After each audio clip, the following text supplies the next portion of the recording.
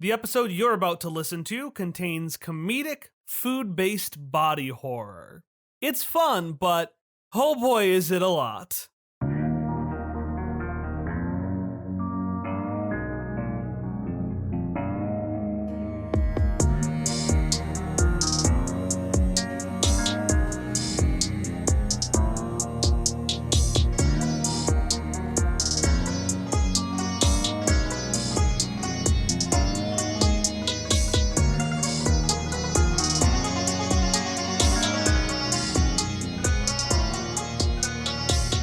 Welcome to Explorers Wanted.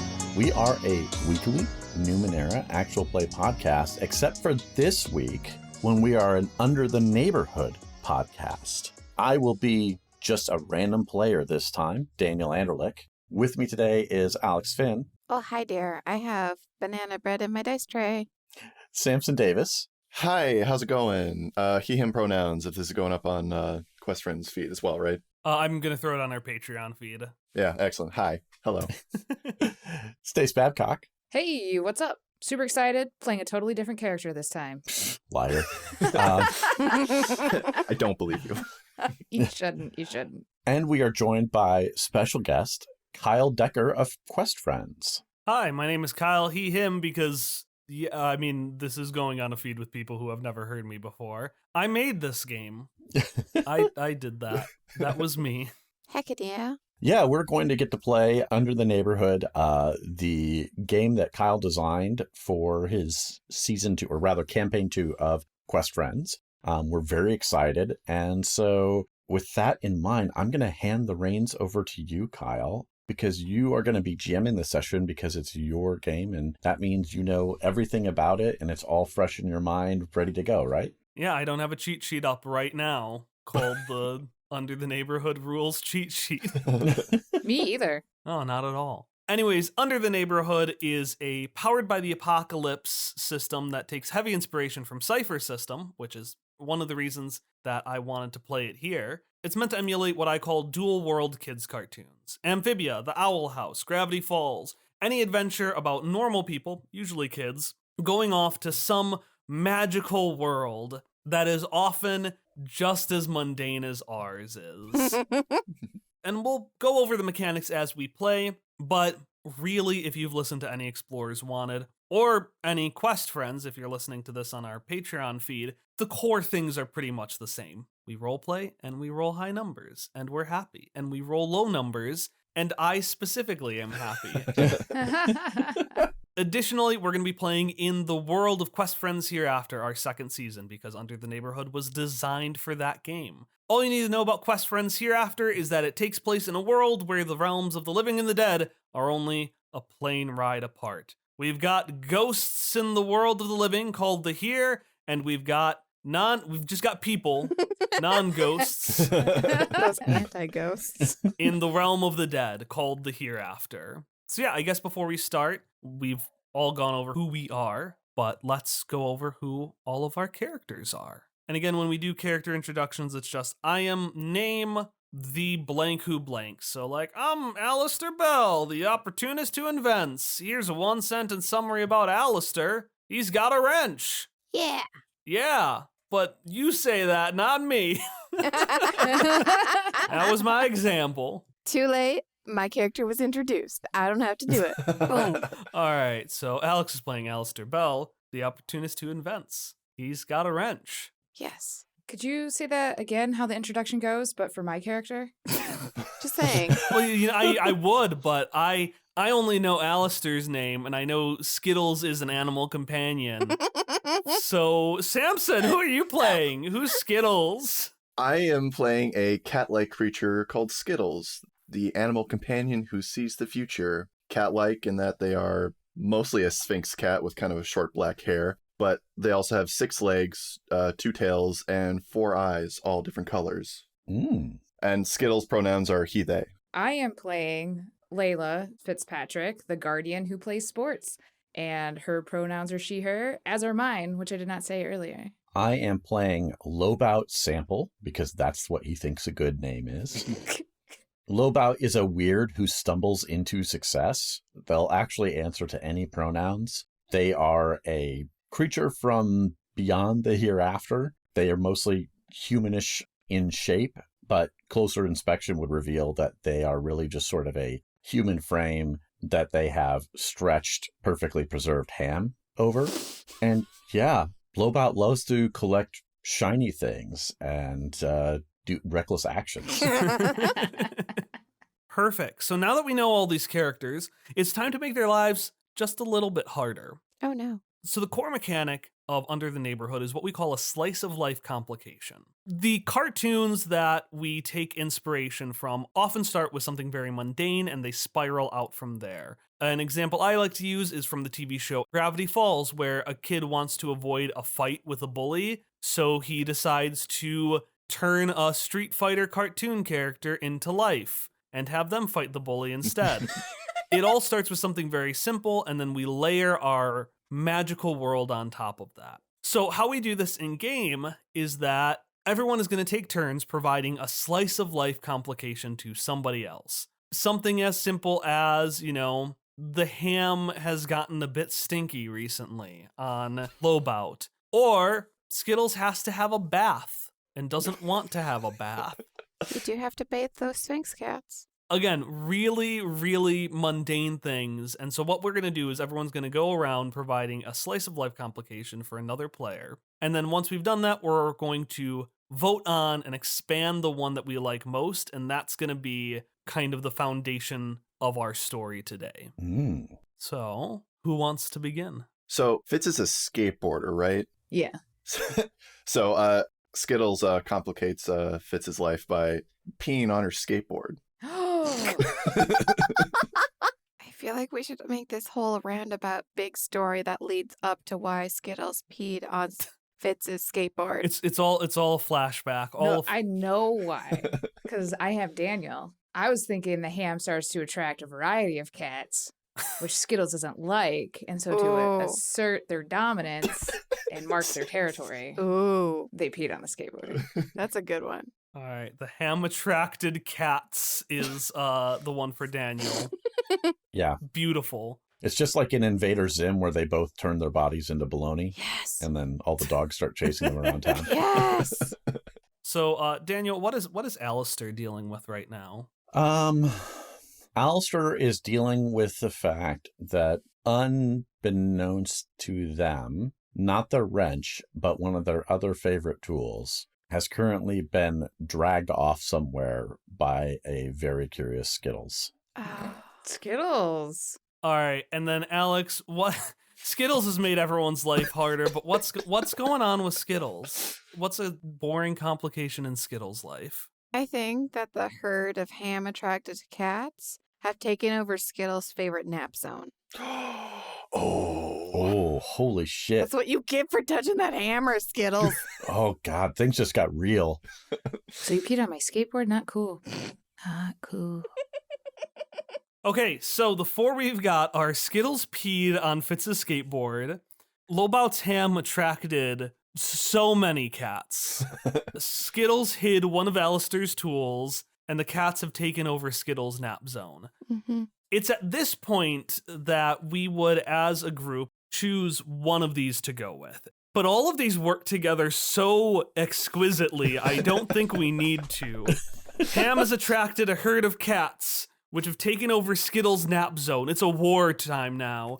And Skittles has been pouting, resulting in them hiding Alistair's tool and peeing on Fitz's skateboard. Yes. Mm-hmm. I think the answer is all of them. I think we go with all of them today. Mm-hmm. Yes. That's why you always pick all of the above on standardized tests. Okay, so now the adventure starts, and it starts with Skittles getting a vision of the future. Yeah. Skittles, we're going to say that this vision took place in the morning. It took place before the cats began. You were resting on your napping spot. It was a perfect sunny day in the valley, because where our story takes place is in a valley in the desert in the here, the realm of the living. You're sitting on your beautiful spot. Where is your napping spot? Haunted house in the desert. I feel like it would have one of those picture windows with the bench, like in Victorian houses, where they have like the trapezoidal window and you have the seat built in. Oh, yeah. Like that kind of weird balcony-esque thing. Yeah. Yeah, it's like a drawing room, like kind of lounge window like that. Mm. And Skittles is just in his little like pillow nest, just like splayed out. So is this inside or outside? I guess this would be inside. Okay, perfect. So you're sitting there and you hear thunder and a harsh, fierce rain, the tapping of thousands of tiny feet, a harsh crash, and finally you see your resting nook in tatters in front of you. No. Oh. This was the vision that Skittles got in the morning, and it is now on its way to pass. Because it's monsoon season in the valley. Normally the desert is pretty dry, but for a couple of weeks over the course of like a month or two, it rains a lot and it rains hard. So hard that skeletons can't walk out of the house without having their bones eroded, and ghosts turn into little flat puddles on the ground. You are all inside, the harsh rain drowning out almost all other sounds in the house, except for one. Outside, a herd of Necromon, which are the name of our ghost creatures, our otherworldly monsters in this realm.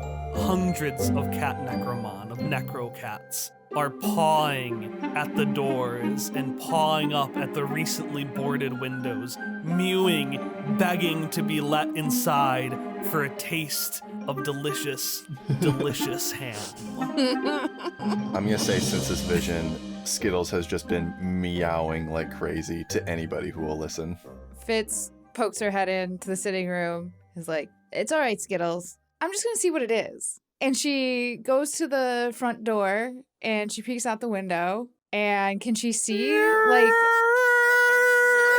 There is more fur than grass on your lawn right now. And admittedly, it's the desert, but like, it is just a sea of ghostly cats. All right, Skittles, we have. So do the characters know that Skittles has like abilities? Does Skittles talk?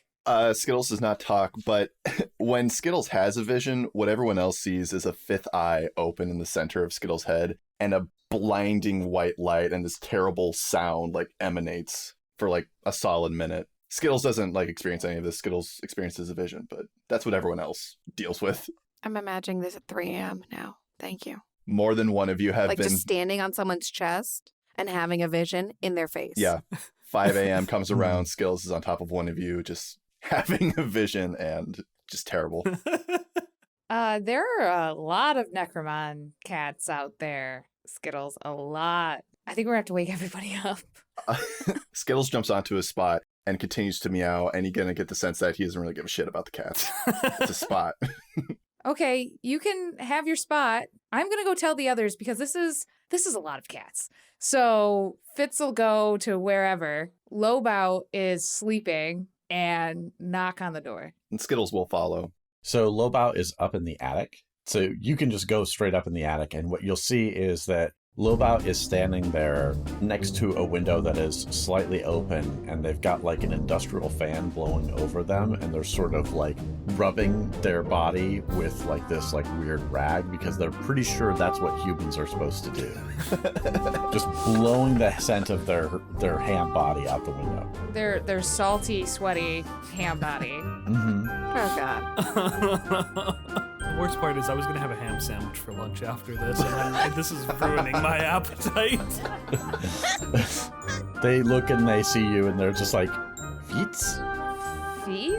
Oh, feet. Oh, that's me. I thought you were saying something about feet, which would be weird. Feets use feet. Yes. So, Lobau, we have a ton of cats outside. It's bothering Skittles. Skittles is at your feet and kind of like, not fully hissing, but like ears down, like looking at Lobau. Skittles is agitated, and we have hundreds of Necromon cats. Let's, and what's this? Is like the smell of ham like thick in this room? Like, is it obvious what's going on? It's gotta be, right? Right? Yeah, it's pretty strong. I mean, it's perfectly preserved ham, so it doesn't deteriorate, but it does still have a very strong hammy smell. I think we all know the question is not, is it thick? The question is, how thick is the smell? Because we are in Arizona. Oh, God. Oh, God. Yeah, imagine the smell of a spiral cut ham slowly cooking, but sweaty at the same time. Yeah, slimy. So Fitz will walk over and immediately shut the window. And I assume as soon as Fitz shuts the window, it just becomes absolutely cloying. Just a ham sauna. Mm-hmm. We have to cut down on the smell. I think saran wrap, maybe? For a window? For you. Look out, look outside. Peeks out the window. You see a couple of them have started like climbing the walls like a nightmare zombie. Except you wouldn't have that reference. Zombies are fine in your world. They're chill. They're cool. Yeah. I think Lobout looks out the window, looks back at you and says, kitties? Yes, too many kitties. Oh. Don't want to wear saran wrap. Maybe hop in the shower and rinse? Oh, wet ham. Shower. Yes. So Lobout goes down into the next level and steps into the shower and just stands there. Fitz flips on the shower and looks down. Go get Alistair, will you? I feel like maybe we should have gotten Alistair first. Skittles will meow and then saunter away, looking for Alistair. Alistair's by the front door, going to open the front door. Okay. How do I stop that, Kyle? That would... Well, first off, Alistair, Alex, do you want to just let Skittles succeed, or would you like to have some competition with this role to see who does it first? I want to see who does it first, because, the house smells of ham. The cats are yelling, so... All right. So normally what we would do when doing a move is we'd roll 2d6, and then based on the result, we would narrate who succeeds and who fails. In a competitive role like this, that doesn't matter. Someone's going to succeed, and it's whoever rolls higher. So we're going to choose the move or the action that's most appropriate for this. In my mind, the move that's most appropriate is take action. Take action describes you basically doing something faster than someone else. You know, Alistair wants to open the door, Skittles wants to stop the door being opened. Those are pretty basic things. Mm-hmm. So it's really not who does it better, but who does it faster. Mm-hmm. So what you're going to do is the stat, because there are 4 stats in this game that you're going to roll, is fierce. So each of you are going to roll 2d6, then add or subtract your fierce score from it, depending on if it's positive or negative, and then whoever scores higher succeeds. All right, Skittles has got a +1 in fierce, so let's see what happens. Ah, fuck, I have a -2. What'd you get? A 4. A 7. Damn, I was hoping to destroy that spot. All right, so Skittles, you go and see to your horror Alistair's hand reaching for the door. It wasn't part of your vision, but it feels nostalgic of the vision nonetheless. Mm-hmm. What happens next? Skittles, cat speed, down the hallway, jumps up on one of those side tables you see in a mudroom kind of foyer space, and then just attacks Alistair's hand right as he's reaching for the doorknob. Guess that would lead to son of a bitch. Skittles gives Alistair a few claw marks on his hand before dropping down and meowing loudly at Alistair. I'm looking for my hammer and there's a bunch of cats outside. What do you want? Skittles meows again and starts to lead you up to the bathroom, the shower place. Do you need a bath? He meows at the foot of the stairs. Are you asking me to change your litter box? Because it's not my week. It's not my week. Skittles meows again. This time you kind of get the sense that they're showering the ham person. Follow me, please. Can you put ham in the shower? Okay, we got to see this ham in the shower. I'm going to put it on the internet, maybe make a little money. It'll be fine. So you make your way to the ham person in the shower. Lobout, by the way, is standing in the shower with their mouth wide open, maybe a little too wide than what it should be able to do. The ham is definitely getting stretched, and they're just trying to catch as much water in their mouth as possible. Like a turkey. They're just letting their mouth fill up and have the water pour out. Like a turkey. Very majestic flesh fountain. Yes, exactly. They turn and see Alistair So we break it into that adult industry now, huh? shower. Yeah, this is a shower scene. Thumbs up. Thumbs up from Lobout. Skittles, you brought me up here to watch this? Alistair, no videotaping. Okay? We're just trying to get the smell down. Trying to get the smell down so the cats go away. Because Skittles is freaking out. You see Alistair slowly lowering the phone. Like he was getting out his phone, and then now he's lowering it, like, I guess. All of our characters are now 18 plus. No matter. Like, that's just No matter what you say. obviously. I'm just going to say it. Alistair, by the way, is in his mid-50s. So we just made it creepier. Thank you. Thank you. I forgot about that. Yeah. With a trailing white mustache. So, what are we going to do with them cats? Cool. What drives away cats? Attention they don't want. So we just have to go out there, try and hug them all. Skittles just kind of nods, like, yeah, that would work. And then actually, Skittles is gonna kind of go up to Lowbow and just give him a quick sniff, see if there's still ham scent. Yeah. It's wet ham now. Let's do another roll for this. So who do we want to roll for this? Because that's going to determine the roll if we have a Fitz or Lobout do it. Before we decide, I do want to say that Fitz pulls out like a bottle of Irish Spring. Okay, I was going to ask, are we using the soap? It depends. I mean, is Fitz going to have to ask and then lather up Lobout, or will Lobout lather themselves? Oh, God, this is Karn all over again. Oh my gosh, this is not our first bath scene as a group. First one we've recorded, though, so. It's the first one on record. Yeah. Oh, we're going to traumatize some listeners today. Ah. So if you're very specific about what you want Lobout to do, he will do it. Lobout, you put the soap on the skin, Mm-hmm. on the ham, Fitz pulled out a hose from somewhere. You don't know where it came from. Like, it puts the Irish Spring. on the skin. around the skin. Yeah, so Fitz will offer up the Irish Spring and show, like, demonstrate visually what Lobout should be doing with it. Like, raising her arm and, like, making circular motions, like, the whole thing. All right, so Lobout. Mm-hmm. A couple of things. One, you're going to get +1 forward for the Irish Spring. So the Irish Spring will, whatever you roll, you get +1 added on to that for use of something that's going to be more effective. Mm-hmm. But in order to see if you successfully wash the ham scent off of your ham body with your ham hands, we're going to roll something called Touch the Other Side, which uses the book stat. Mm-hmm. Touch the Other Side is something you do when you use a device that is mysterious or strange or arcane to you. Mm. You know, an example could be, oh, here is a device that is specifically attuned to ghosts, so a human using it would be strange. Mm. Your weird thing is the shower. It's just, what's the shower device? It's weird and bizarre and strange. So I think the most appropriate thing is to roll Touch the Other Side to see if you can successfully use this arcane device called a shower to bathe. So here's my question for you, Kyle. Is Touch the Other Side considered a basic move? It is. Okay, so then I'm going to use my move, Roll with Weird. That means that instead of rolling with a normal stat, I get to roll with my +3 for Weird. However, any full successes become mixed successes. Okay, so yeah, you can't get a full success, but you're probably going to roll well because you have +3 and then you have the +1 forward for the Irish Spring. Yep. So that's 11 total. Okay, so that is 11 total. So that would count as a full success. Hooray!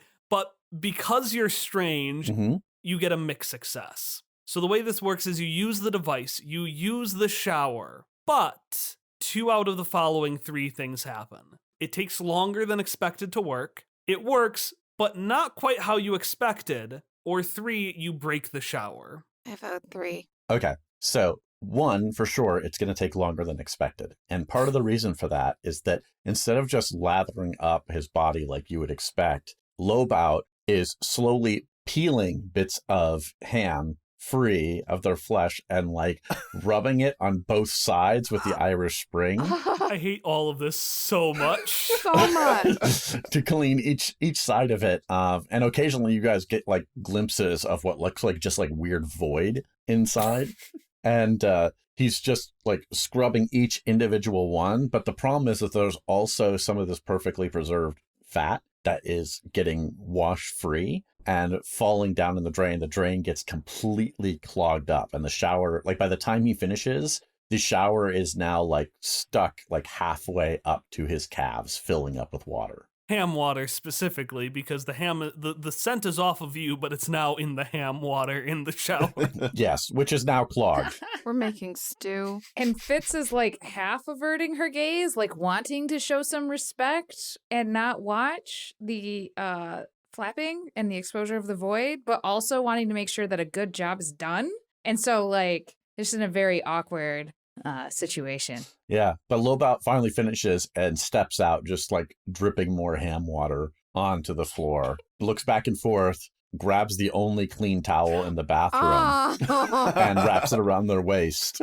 Fitz reaches into her sports bag, which is always somewhere around, and pulls out some Axe body spray. I was waiting for that. And hands it to Lobot and use a little now and then just spray as needed to keep the ham smell down. And the ladies love it.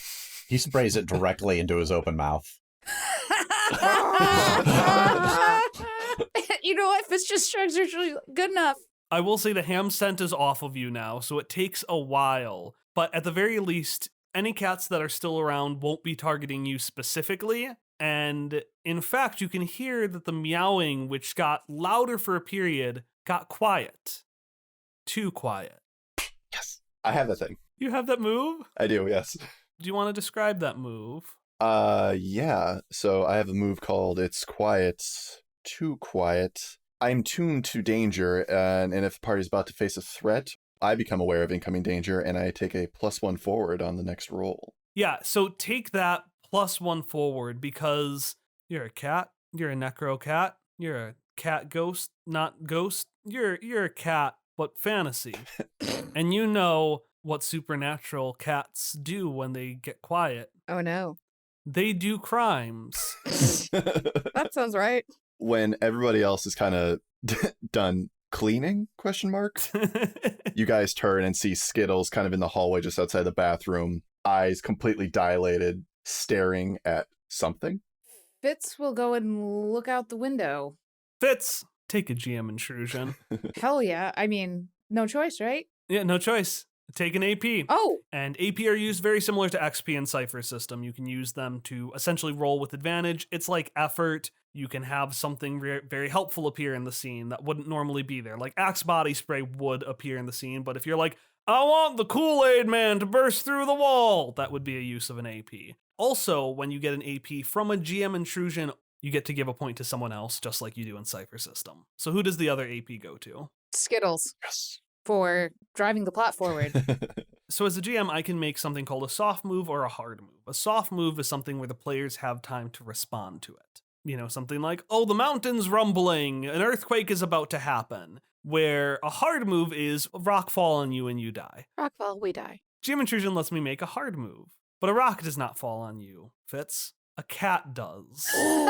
Suddenly, there's a crash, and this six-legged cat just jumps and grabs the side of your head with its many, many claws. Do I get to defend against this? Well, it's on your head now, but you can do whatever you want now. I mean, so Fitz is the normalest person out of this group, so they're gonna react in a very normal way and just like grab the cat, right? Like try to pry those legs off the side of her head. All right, so for this one, I'm gonna say to pry it off. How are you prying it off? Is it like very thoughtfully, or is it just a yank? Not a yank. Trying to like get hands slid under and then like pull out on the legs. Okay, so we're gonna roll Keep Your Cool. Keep Your Cool is like take action, but when you're doing something that's more thoughtful and intensive. Like it would be take action if you just rip the cat off your head, but since you're trying to actually, you know, do it with some modicum of finesse, Yeah. it'll be Keep Your Cool. So that's a slick roll. Okay. You also get a +1 because one of my other moves is Calming Presence, which gives a +1 to keep your cool rolls for the party, so long as I am not distressed. Then you get a -1. And maybe the reason that that's true is that Skittles has attached himself to Fitz's head in a similar fashion at some point in time in the past. It's nostalgic. Oh, it's Yeah, like yeah. every Monday morning. I'm used to this. I've been here before. Yeah. 6 in total. Bad luck. Is this a fail? Take an AP. Did I fail? Am I dead?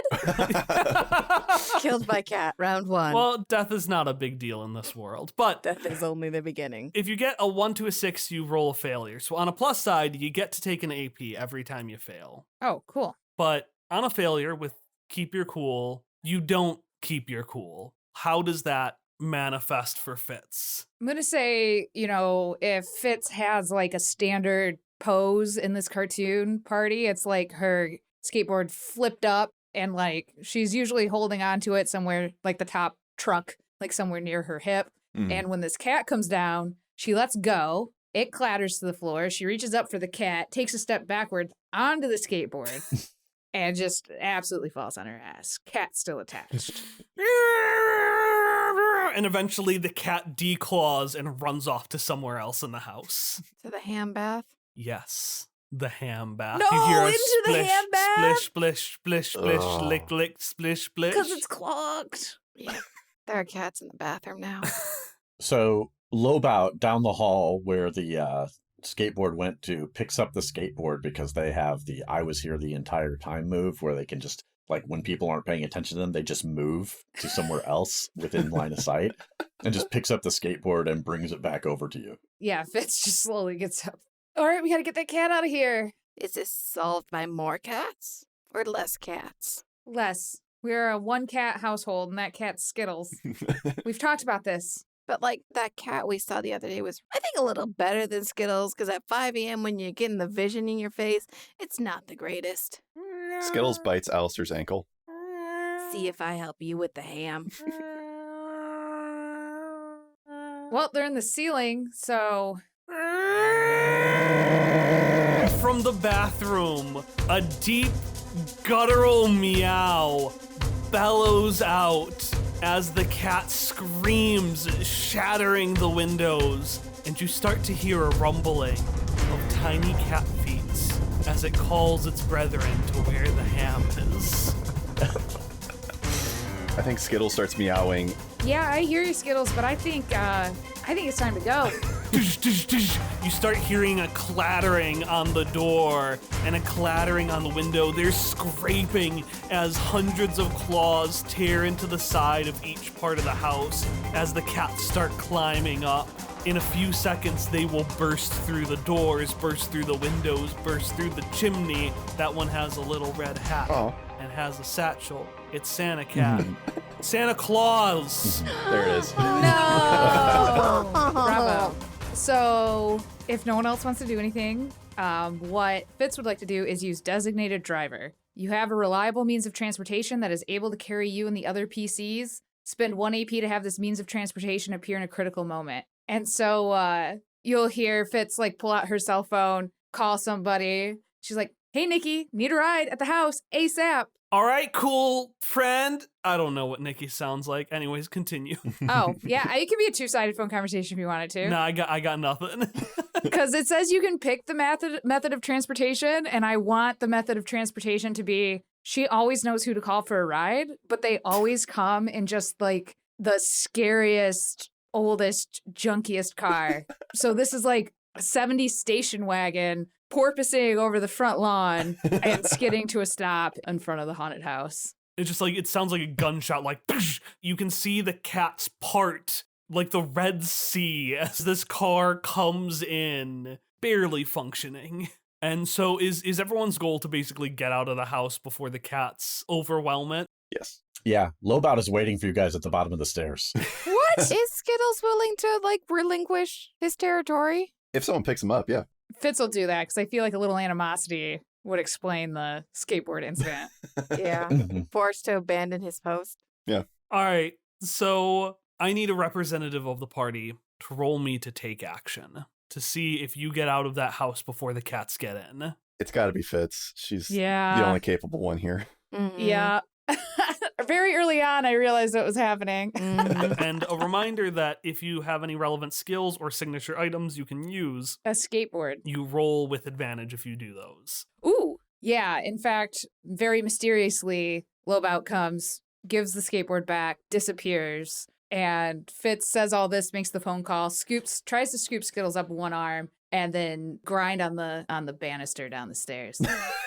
All right, so because you're using your signature item, you'll roll with advantage. You roll 3 dice, you take the results of the top 2. Okay. And then you're going to add your fierce score to that because you're going fast. Would this also be play sports? You're a natural athlete. Whenever you do things related to sports, you're at an advantage. Take 3 of the skills listed below or any 3 physical fitness related skills of your choice. And I took skateboarding, jumping, and falling. Yeah, okay. So you get advantage from signature items, you get advantage from skills. I'll let them stack. Yeah, you get double advantage. Roll 4 dice and choose the results of the top 2. Hell yeah. This is what Fitz was built for. Skateboarding out of trouble. Here come 4 ones.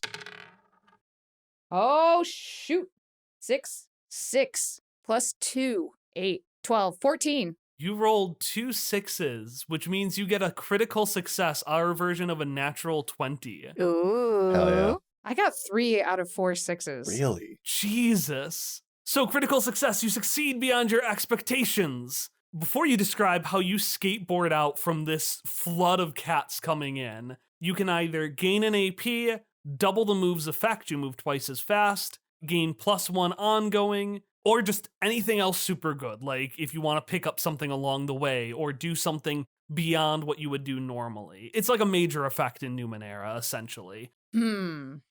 I would like to use my major effect to assist Alistor and Lobau with participating and succeeding with the plan. Okay, sounds good. So, to set up the scene, there is this deep, guttural, cat-like scream that the entire neighborhood can hear. The reverberation of cats. This house may not survive the night, but you need to. How do you get away as you see the cats spilling through that open window, climbing outside of the walls like some kind of fungus, rapidly encroaching on your space? I think the core of the plan remains the same. Fitz scoops up Skittles, gets on her skateboard, grinds down the banister, and I am interested to hear how everyone else does it. So Lobau was down at the bottom of the stairs waiting for you. As soon as you get past Lobau and open the front door and look out, in that moment that you look out, you suddenly see that Lobau is now in the very back area of the station wagon, spraying more Axe body spray into their mouth. I feel like Alistair is like rolling down the window to escape the ham smell and the axe smell and the Irish Spring smell, all marinating in the car with them, rapidly like cranking that window down. Hey children, did you know before they had the push button for the windows to go down in cars, you had to roll it down with your hands? It was manual like a crank. A crank is something that you roll with your hand. Yeah, Fitz just drops into the front seat, and as soon as, which is like a bench seat, because this is a 70s station wagon, drops Skittles, slams the door, and says, "To the usual place." And you speed off to the usual place, bar and grill. Are we getting abs? Because I'm voting potato skins. Ribs. Is Lobau still just wearing the towel? No. Oh shit, no shoes, no shirt, no service. Fuck. I suspect the towel is more than he usually wears, so pretty good. Mm-hmm. I imagine you have some sort of like agreement with the owners of the usual place. Oddly enough, Lobau does have a skill in disguise. So he could probably construct something that looks somewhat like an outfit based off of random stuff he finds. Or rearrange the ham to look like a suit or something. Mm-hmm. Ooh. Fair. Okay. You have a ham suit. It's terrifying, but... You spend your night at the usual place, bar and grill, with a ham suit. And when the morning comes, it is yet another arid, hot day in the valley. Oh god, that ham suit. And we can hear some pundit over a broken radio saying stuff like, "And there was a ferocious sound coming out of one of the neighborhoods of the valley this weekend.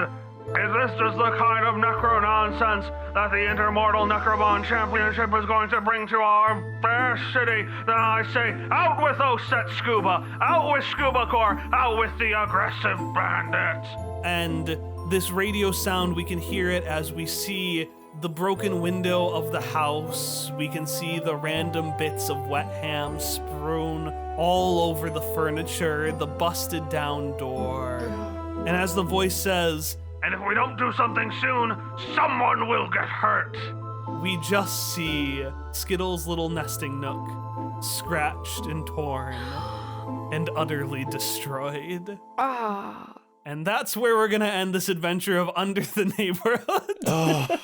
Because I needed to pay off the vision some way. Yeah. Dark ending. I love it. Yeah. So dark, so dark. With so many blatants. Oh, what were those names that Kyle name dropped? Hopefully it doesn't relate to like the lore of Quest Friends. It does relate to the lore of Quest Friends. They'll have to listen to all of Quest Friends to find I out. know, they'll have to listen to all of Quest Friends Hereafter, our second season that this game was made for, and that also takes place in this world. And that doesn't just have necro cats, but also has necro mice. And other creatures that aren't just the word necro put in front of an animal. What? That was going to be my next question. I have to say, I definitely wish we were playing more. That was a lot of fun. Yeah. And Yeah, that was fun. if this was a cartoon, like the premise, I feel like this was actually a very good first episode that illustrated, like really established the characters, you know? Really? Yeah. Yeah. And the trouble that comes with being a crew made up of a skateboarder, ham person, psychic cat, and social media profiteer. I do feel like that's what Alistair became over the course of the episode. That's the invention somehow. How is he going to replace his hammer if he doesn't use some form of scam? I forgot to include the Pete on skateboard and even more lost tools in my montage of the sad ending. Well, actually, if I can add to that last vision, Yeah. if we're like seeing this on the TV at the usual place, Alistair would see that under the pillows in Skittles' place, the hammer is broken. Mhm. Oh God, even darker, the worst timeline. Al's is just shaking his head like, son of a bitch. So yeah, that was a sample of Under the Neighborhood. I'm glad everyone enjoyed it. Mm-hmm. As we mentioned, this was made for Quest Friends Hereafter, a story about where the worlds of the living and the dead are only a plane ride apart. In that campaign, we've got characters such as a investigator who lives in a junkyard that is also a graveyard, a young prankster child who's participating in the Intermortal Necromon Championship. It's FIFA, but Pokemon, but ghosts. And an old skeleton man who just wants to be left alone, and he never, ever will be. Oh. If our characters ever make it into season 2, that's Skittles' favorite person. Yeah. And then Under the Neighborhood is the system that we use to play this. We have a paid version that includes these mechanics and much, much more. We didn't even start touching the confrontation mechanics, which is our way of handling combat scenarios. But that chase, for example, could have been a lot longer. It could have been like a whole big involved thing. So we've got a paid version that has all of that, or we've got a free version that has really pares down the mechanics, gives you some sample characters and an adventure to go on. And just because I think this is relevant, this is the kind of system that if you're someone who likes to plan, it works for that. But if you don't want to plan, you don't have to. My plan was literally, you are in a house and it is raining because it is monsoon season. That was all I had going into this session. And then literally everything else came from that group-generated slice of life complication. And suddenly, ham bath. Suddenly, ham bath. That is the name of my memoirs, by the way. Suddenly Handbag. Oh. One thing I will say about the system, you have done a very good job here, not just with the blending of this sort of hybrid between Powered by the Apocalypse and Cypher, but you've done a great job with the moves. Like, I think one weakness that I see in a lot of Powered by the Apocalypse games is that the moves are way too specific. So it makes it hard to find a time to use them and use them appropriately. You've done a great job making the moves feel flexible in a way that I think usually turns me off of that system. So you've done a great job with that. Yeah, my goal is moves get two categories. They get, here's something fun you can do in pretty much any scenario, or they get, here's a way to modify your numbers, because I know some people just like to be stronger. Yeah. Well, cool. This was so much fun, Kyle. Thank you so much for coming and running it for us. Yeah, thanks for having me. At some point, I might even try to get you to come back and do it again. Hell yeah. Hell yeah. Because I had a lot of fun. Yeah, this was a cliffhanger. I loved it. If people wanted to talk to us about their experiences with Under the Neighborhood, if they've had a chance to pick it up yet, or the podcast, or about Explorers Wanted, or about Quest Friends, I know we've got some overlap in listenership. How would they do that, Samson? Well, I guess the best place for now would be to go to Twitter. You can find the Explorers Wanted crew at Explorers Wanted, and you can find Quest Friends at Quest_friends. Pick the one that you're not listening to on the feed. So if you're on Patreon right now listening through Quest Friends Patreon, go check out Explorers Wanted, and vice versa if you're not familiar with Quest Friends but listening to Explorers Wanted. Yeah, definitely check them out. Just listen to more podcasts. Yes. You have time. And don't just check out Quest Friends' newest season, although you should, because this game is awesome. But don't forget that Quest Friends, if you haven't listened to them before, has an amazing Numenera campaign. That was their first Numenera campaign. Mhm. So if you like Numenera and you haven't checked out Quest Friends yet, and you are really feeling like you want the entire deep personal lore, not just game lore, of Kyle and crew, make sure to go back and listen to Quest Friends. It's very good. And I would say if you've enjoyed this episode or either of the podcasts, I would highly recommend you go out and leave reviews for your favorite podcast. It makes such a huge difference to get reviews on podcast directories. And even if it's not a review, word of mouth with friends and things like that. If for some reason you didn't like this episode or it wasn't your thing, that's okay. I just want to assure you that, yes, my ham is delicious. If you want to reach out to us on social media, you can reach out to us individually. You can find me on Twitter at Andrlik, ANDRLIK. You find me on Twitter at Stace Windu. Oh, I'm also on Twitter at SlamPotato. I'm Real Tea Unicorn on Twitter and Tea with Unicorn on Twitch. And my Twitter address is at Quest_friends. You don't get to know my personal Twitter, and even if you did, you wouldn't want to. It's mostly me talking about my progress on creative things, complaining about having to do work on creative things, and then photoshopping Meta Knight into Disney stills. And now that I say it out loud, that's actually kind of rad, but it's private, so just check out at Quest_friends instead. Okay, that's it for us. Hope you all enjoyed this special bonus episode. Have a good night, day, weekend, or whenever you're listening to this. And bye. Bye. Bye.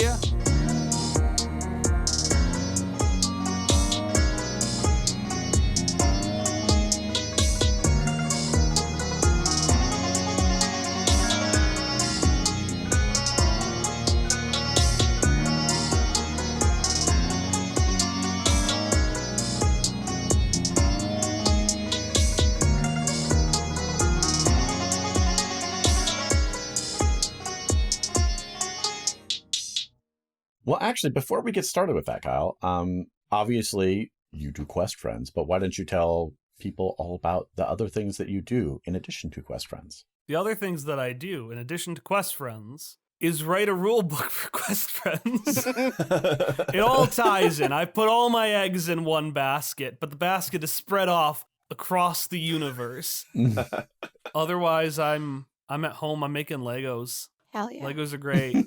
I want more Legos, but I don't have the money for Legos, which is why I made this system, so that it could be then bought, which I could then use that money on more Legos. Lego is the plural, I think. Leg-eye.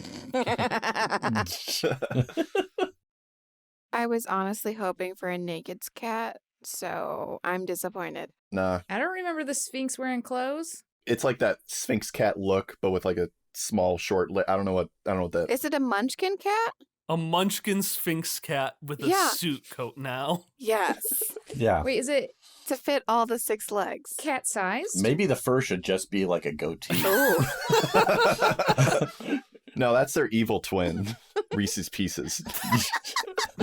All right, let me put that down. Skittles evil twin, which is a different descriptor, but I'll give this to you for free, is Reese's Pieces. And yeah, Blowbout loves to collect shiny things. Is that going to impact Alistair's wrench? Depends on how clean your wrench is. But then his wrench will be ham scented. Maybe it's waterproof and ham proof. It's scent proof. Okay, these are the important questions. Is your wrench ham proof?